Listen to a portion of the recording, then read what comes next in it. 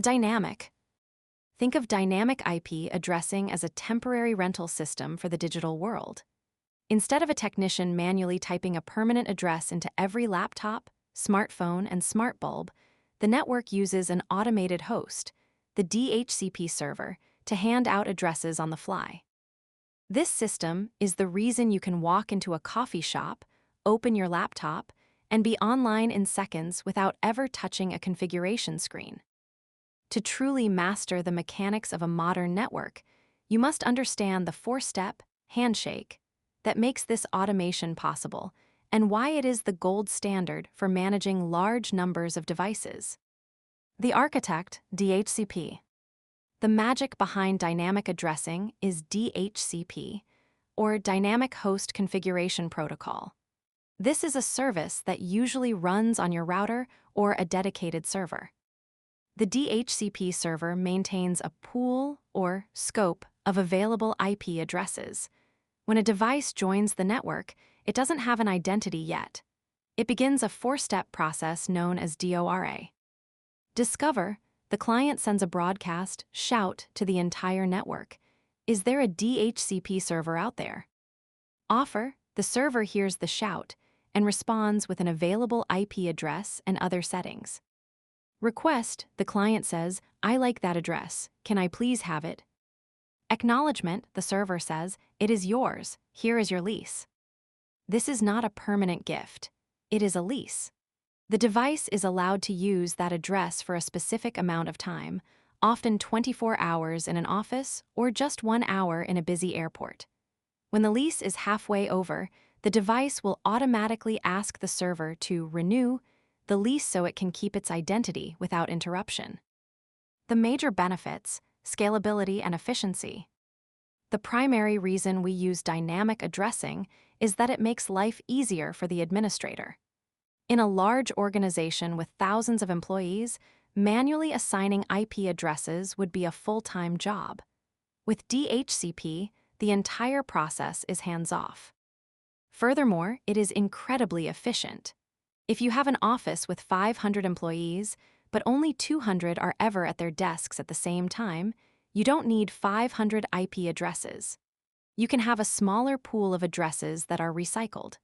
When someone goes home for the day and their lease expires, that IP address goes back into the pool, ready to be handed to the next person who walks in. The hybrid DHCP reservations. Sometimes you want the best of both worlds. You want a device, like a network printer, to have a consistent, static address so people can find it, but you still want to manage it from the central DHCP server. In this case, you use a DHCP reservation. You tell the server, whenever you see a device with this specific MAC address, always give it this specific IP address. The printer still asks for an address dynamically, but the server ensures it receives the same one every single time. This keeps your network organized without you having to walk to the printer and type in settings manually. The security perspective, visibility and risks.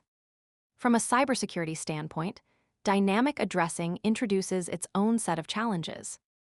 The main risk is DHCP spoofing. A hacker can plug a rogue device into your network and pretend to be the DHCP server. When your employees' computers ask for an IP address, the hacker's device answers first, giving them a poisoned configuration that sends all their internet traffic through the hacker's laptop. This is a classic man-in-the-middle attack. To defend against this, professional managed switches use a feature called DHCP snooping.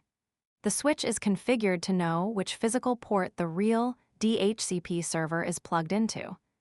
If it sees a DHCP response coming from any other port, it instantly blocks the traffic and alerts the security team.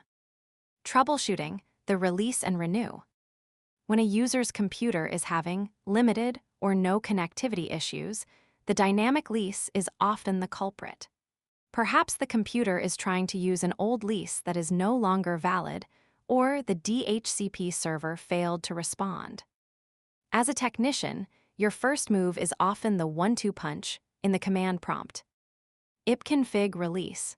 This tells the computer to give up its current IP address and tell the server it is done with it. ipconfig renew.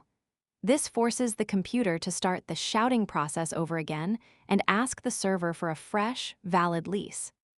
If the renew command fails, and you see that 169 APIPA address we discussed earlier, you know the problem isn't the computer. It's the physical connection to the DHCP server. By mastering the automated handshake of DHCP and the protective power of snooping, you will be prepared to manage the fluid, ever-changing identities of a modern mobile workforce.